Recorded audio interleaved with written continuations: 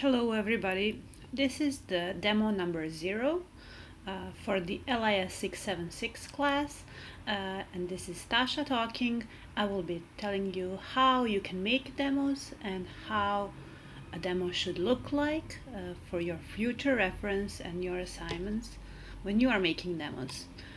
For the purpose of creating this demo today, I'm using two software. One is the QuickTime Player that is integrated with iOS, and the other one is Lightworks. So we can start now, and welcome to this demo. This is the admin dashboard of Omeka S software that we will be using for the purpose of learning digital libraries, and this will be your home for the whole semester, and you will get to learn really well how to use this software. This is the admin dashboard, and you can see that it's an admin dashboard because at the URL it ends with admin here, and this is how it looks, the public view of our digital library. On the left side of this main panel of the admin dashboard, you can see the resources that we will have in the digital library. For now we have only 3 items, but there will be many more, and item sets, which are the collections. So here we manage stuff like vocabularies. For now we have these 4, and we will add some more, and the templates we will make for different item types. On the right side we have the sites that we have in this instance. So this is an instance of Omeka S. This is a digital library. These are the sub-sites, and each of you will have one in case you decide to collaborate with somebody else. Few of you will have one site. So the one that I will be using for demonstration purposes is the class digital library, and this is how it looks, the public main page of this website. If you want to come back, you can always use the back button, or you can always go to this link here that gets you back home to the admin dashboard.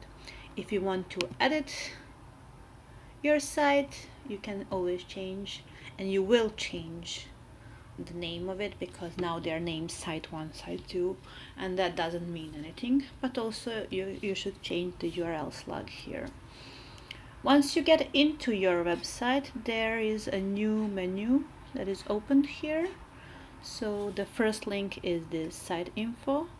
The second link is about pages. So here we have some pages added already, and in case I want to add more pages, I click to add new pages, and here I can use a test page. Let's see if this will work. This is the slug, and I want to add it to navigation because I want to see it there. Okay, page successfully created. The default thing that gets added is the page title here. Once you have your page, you want to add content to it, and you add content through blogs. Here are the blogs that you could add, and one that you will probably have is HTML.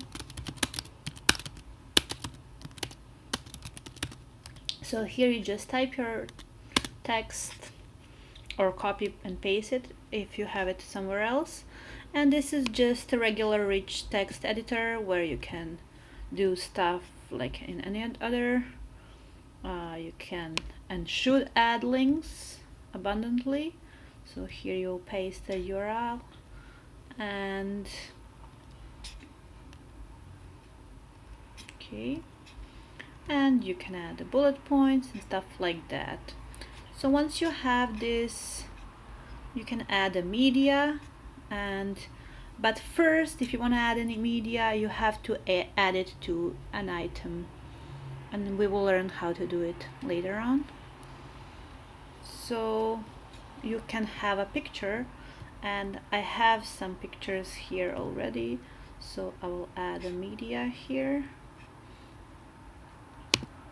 and apply changes. Now we have something here. You can add a browse preview of your items once we have items, or item showcase, table of contents for your website, line break, items with metadata if you want to outline some really nice ones, and other stuff that we will look at later on. Before going out or viewing your changes, you really want to save them first. So don't forget to save whatever you're doing, because later on you can easily delete or change stuff. Let's see how it looks now. So this is our page that we just created. In case you don't like the outlook of it, you can always move blocks. So you can add the media before or after the text, and then just save and view how it looks now. So now the picture is on the left side. Okay, so now that we have a new page, we go to navigation and we know that we have added this test. So now I have this missing page that I don't like here, and I want to delete it. Let's save it.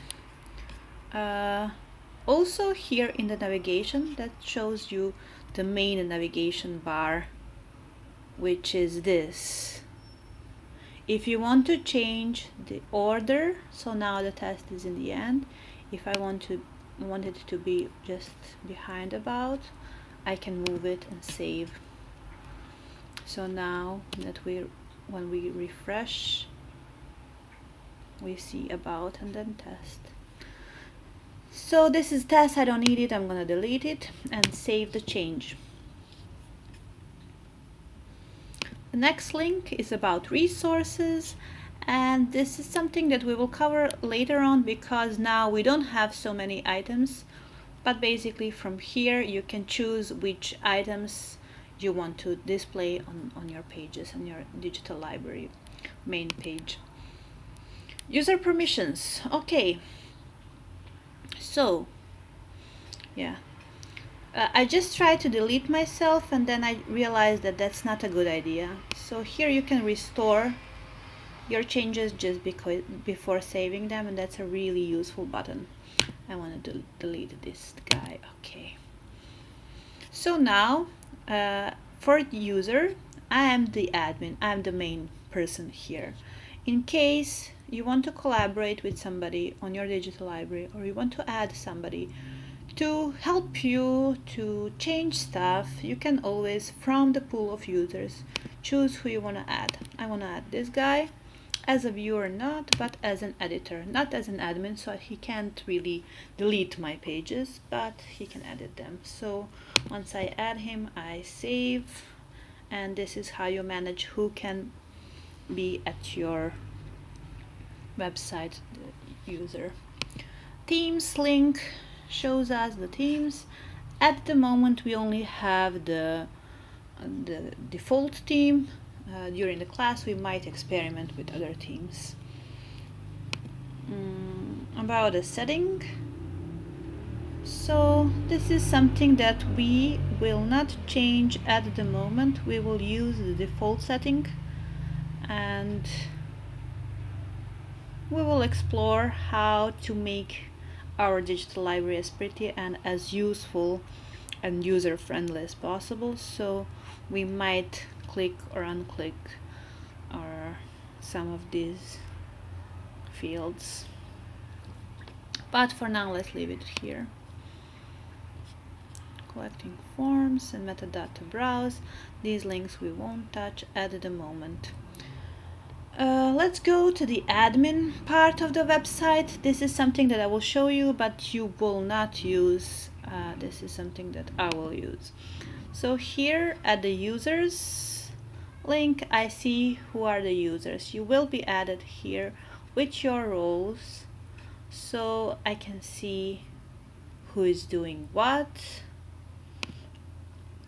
and from here I can edit and add you guys the modules. Omeka is an open source software that works with modules, so basically there is a core of it, and different entities such as persons, or this is the organization that made Omeka, they can add modules, make modules that are useful, that add added value and some useful functionalities to Omeka.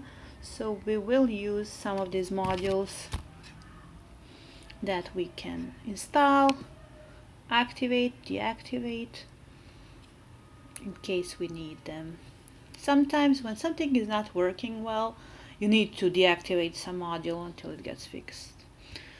If we will have jobs, if I will have jobs for you, I will see the line here. And these are the settings for the installation. So this is my email, the private one. This is the title of the installation, results per page. So this might be a lot. Let's save 20. And other administrative information such as English as a language, and file extensions that